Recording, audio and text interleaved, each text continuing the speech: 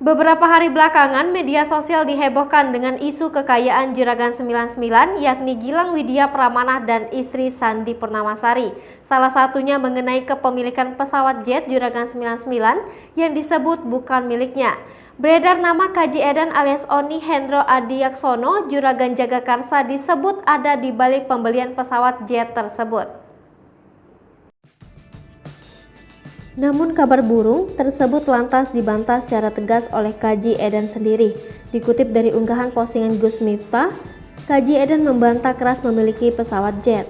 Lebih jauh, ia mengatakan dirinya sama sekali tidak mengenal dengan sosok Gilang Juragan 99.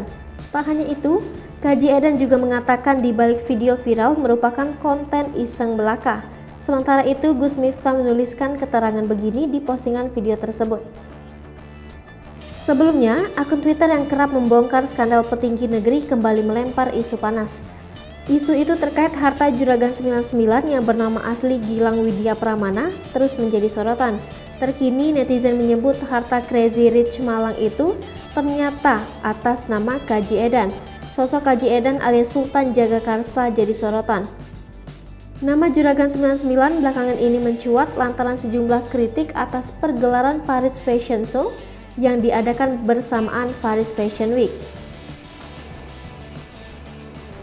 Kesalahan istri Juragan 99 yang membuat netizen murka dan mengguliti harta Juragan 99 ternyata milik Kaji Edan.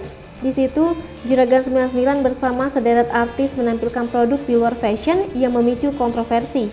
Akibatnya, harta Crazy Rich Malang disangsikan murni karena legitnya bisnis yang dia jalani.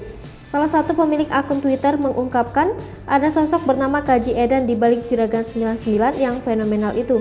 Dia bahkan menyebut private jet milik Juragan 99 atas nama Kaji Edan. Apabila ditelusuri, Kaji Edan rupanya kerap disebut sebagai Sultan Jagakarsa. Nama aslinya Oni Hendro Adiaksono. Kaji Edan pernah diwawancarai oleh salah satu figur publik tanah air, Helmi Yahya.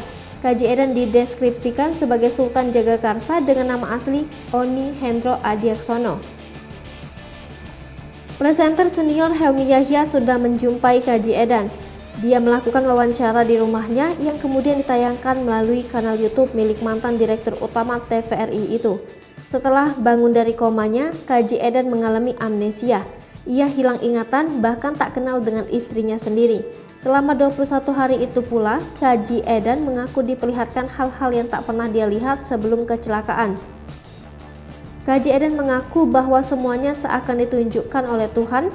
Sayangnya hal tersebut membuat dirinya jadi membenci banyak orang, bahkan yang tidak ia kenali.